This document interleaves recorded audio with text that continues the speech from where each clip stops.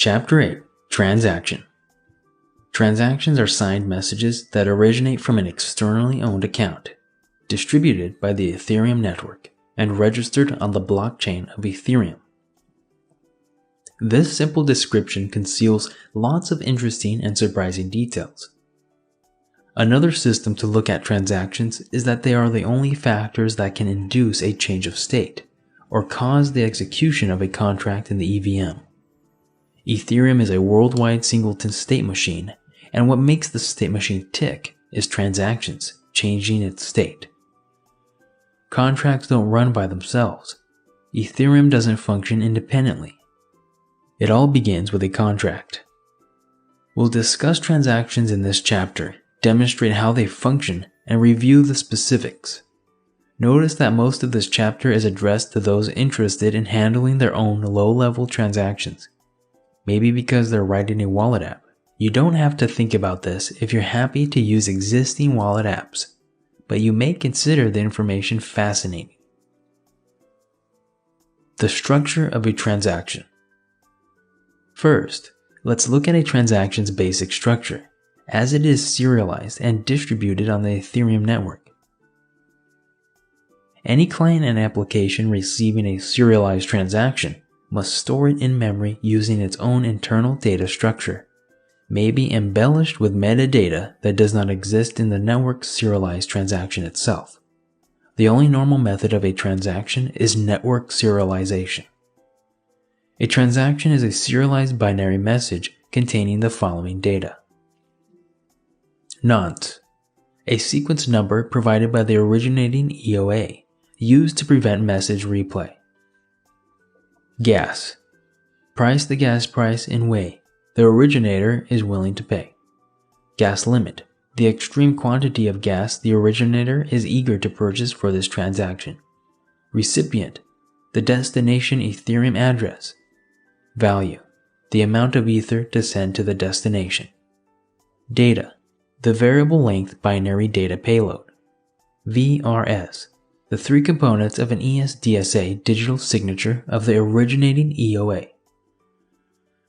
The transaction's messages arrangement is sequential using the recursive length prefix, RLP, encoding scheme, which was created specifically for simple, byte-perfect data serialization in Ethereum. All statistics in Ethereum are encrypted as big endian integers of lengths that are multiple of 8 bits. Note that the field labels, to, gas cap, etc. are displayed here for clarification, but are not part of the serialized transaction data, which contains RLP encoded field values. In general, no field delimiters or labels are found in RLP. RLP's prefix for the length of each field is used to define the duration. Everything outside the specified duration is part of the structure's next sector. Although this is the actual transaction structure being transmitted, most internal representations and visualizations of this user interface embellish this with the additional information extracted from the transaction or the blockchain. You can note, for example, that there are no data from in the address describing the EOA originator. That's because the public key to the EOA can be obtained from the ESDSA signature components, VR. In exchange, the address can be obtained from the public key. When you see a transaction displaying a field from the program software, commonly adds to the transaction include the block number. Once it is mined and used in the blockchain and the transaction ID calculated hash. This data is again extracted from the transaction and is not part of the transaction message itself. The transaction nonce. The nonce is one of the transaction's most important and least understood elements. Strictly talking, the nonce is a characterized of the address which originates. That is, it only has value in the sense of the address sent. The nonce is not directly placed on the blockchain, however, as part of the state of an account. Instead, it is dynamically determined by counting the number of verified transactions that originated from an address. There are two situations where the presence of a transaction counting nonce is important. the transaction usability function being included in the order of development, and the essential transaction replication security feature. In each of these, let's look at a hypothetical scenario. 1. Picture 2 transactions you wish to make. You have to make a substantial payment of 6 Ether, and then another payment of 8 Ether. First, you sign and broadcast the 6 Ether transaction, because it's the most important one, and then you sign and air the second 8 Ether transaction. Unfortunately, you have ignored the fact that there was only 10 Ether in your account, and the network cannot allow both transactions. One of them will fail. Since you first submitted the more important 6 Ether, you can reasonably expect one to pass through, and the 8 Ether to be denied. Nevertheless, nodes that receive the transactions in either order in a decentralized system, such as Ethereum, there is no guarantee that a specific node would have one transaction propagated to it before the other. As such, it would almost definitely be the case that some nodes will first receive the 6 Ether transaction, and others will first receive the 8 Ether transaction. This will be random, without the nonce, as to which one gets accepted and which rejected. Nonetheless, the first transaction you sent will have a nonce of let's say 3, with the nonce included, while the 8 Ether transaction will have the next nonce value, i.e. 4. Therefore, the transaction will be overlooked before the transactions with nonces from 0 to 3 are handled, even though it is first received.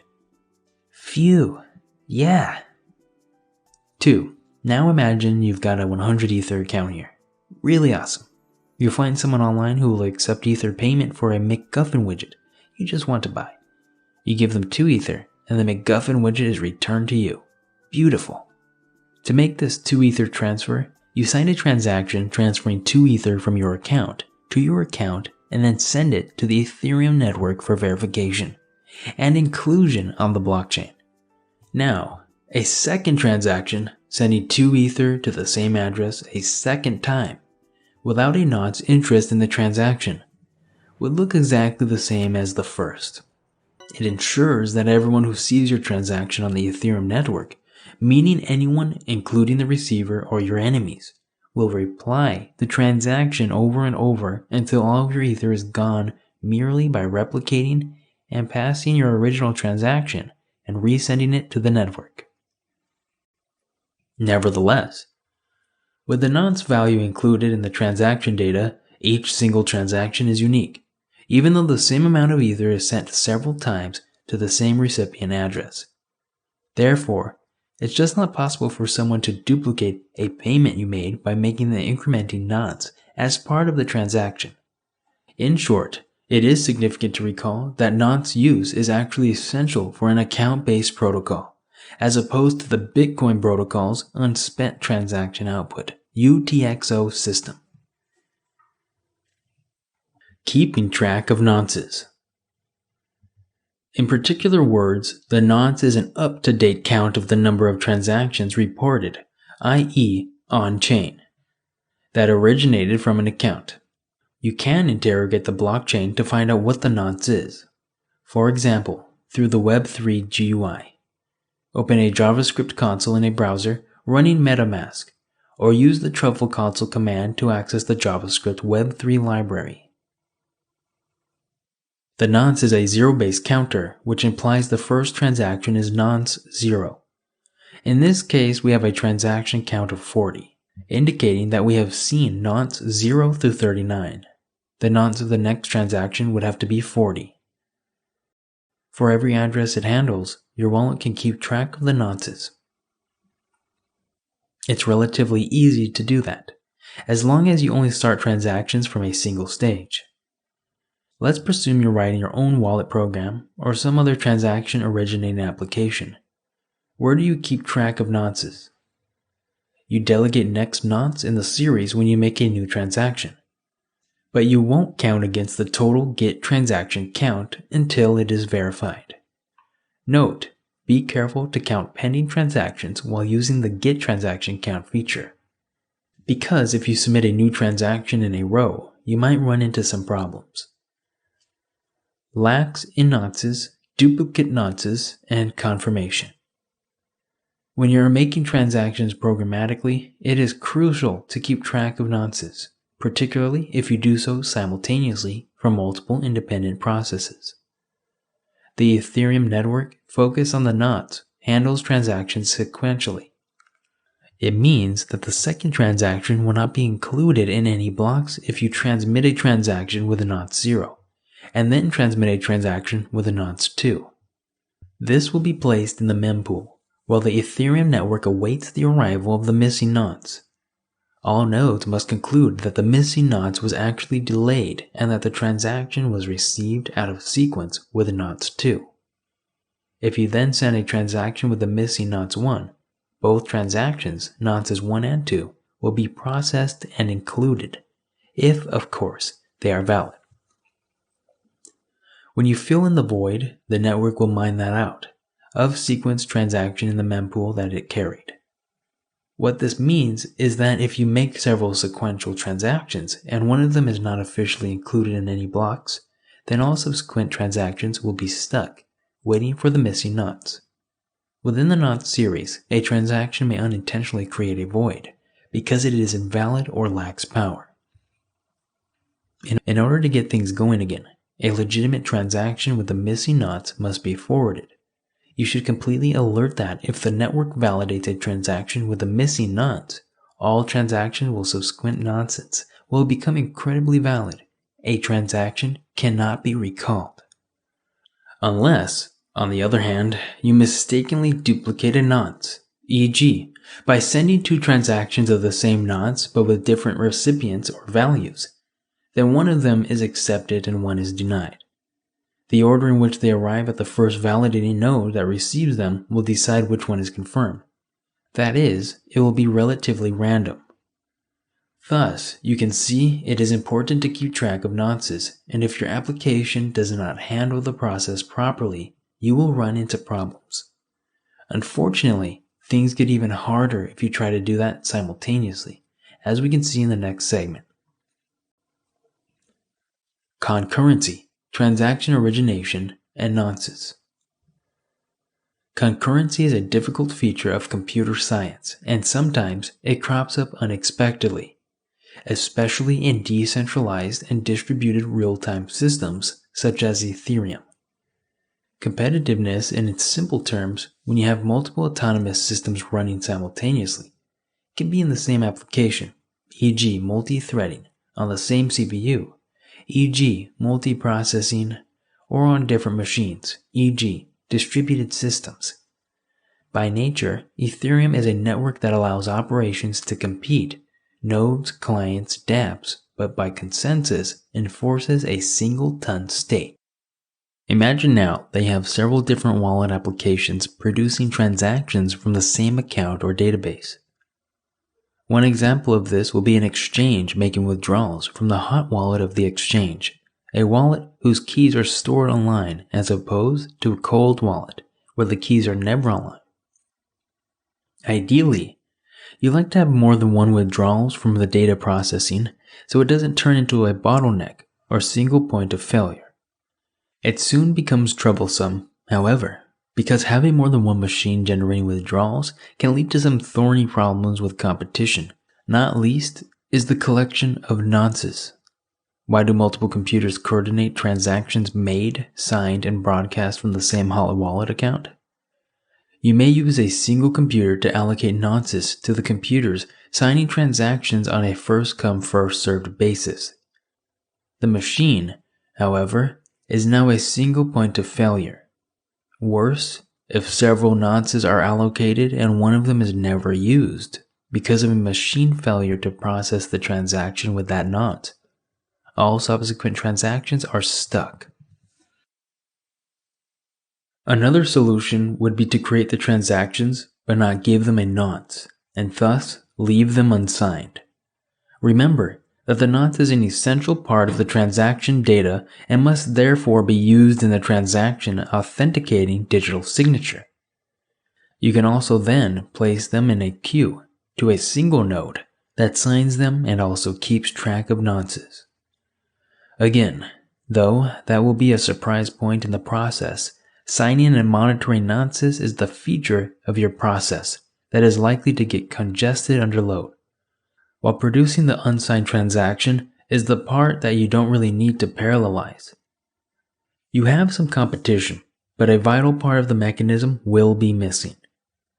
Ultimately, these competitiveness issues, in addition to the complexity of monitoring account balances and transaction confirmations in separate systems, cause most implementations to escape competition and establish bottlenecks, such as a single mechanism that manages all withdrawal transactions in an exchange, or set up several hot wallets that can operate entirely independently for withdrawals. Transaction gas. We talked a bit about gas in earlier chapters, and we talked about it in more depth in gas. Let's, however, cover some basics on the function of a transaction's gas price and gas limit components. Gas is the Ethereum oil. Gas is not an ether. It is a distinct virtual currency with its own ether exchange rate. Ethereum uses gas to monitor the amount of energy a transaction will use. It will be processed around the world on thousands of computers. The open-ended computation model, Turing complete, involves some form of metering to avoid denial of service attacks or intentionally resource-devouring transactions. Gas is dispersed from ether so as to shield the system from the uncertainty that may come along with rapid shifts in the value of ether, and also as a way to control the large and responsive ratios between the costs and the various resources that gas pays for, i.e., processing, memory, and storage.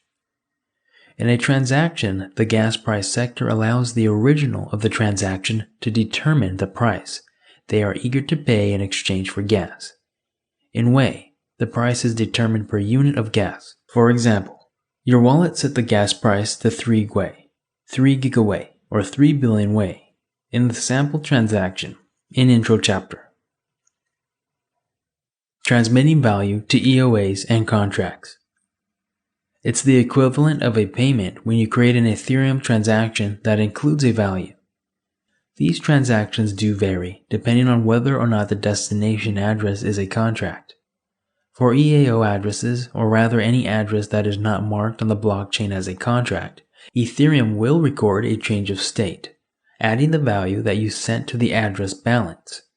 Unless the address has not been used before, the amount of your payment will be applied to the internal representation of the state by the client and its balance initialized. If the destination address too is in agreement, the EVM will then execute the contract and attempt to call the feature specified in your transaction's data payload. When your transaction contains no data, the EVM will call a fallback function and will execute it to decide what to do next. If that function is payable, if there is no fallback feature, then the result of the transaction will be to increase the contract balance, just like a wallet transfer. A contract may refuse incoming payments by throwing an exception immediately upon calling a function, or as denied by coded conditions in a function. When the task ends successfully, without one exception, then the state of the contract is changed to reflect and change in the ether balance of the contract. Transfer of a data payload to an EOA or contract.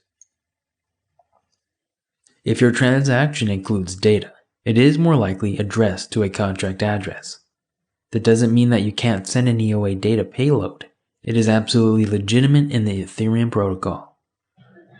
For that case, however, the definition of the data is up to the wallet you are using to access the EOA. The Ethereum specification lacks this. Also, most wallets ignore any data obtained during a transaction to an EOA that they manage.